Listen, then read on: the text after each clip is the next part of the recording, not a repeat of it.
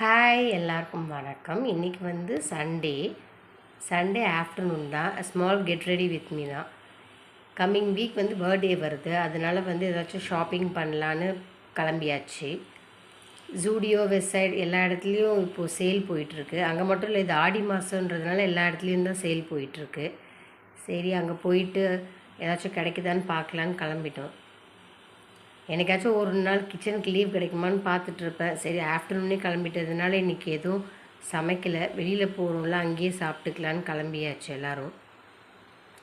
Get ready with me தான் as usual தான். சிம்பிளாக வந்து டோனர் போட்டுட்டு லிப் க்ளாஸும் மையும் போட்டு கிளம்பியாச்சு.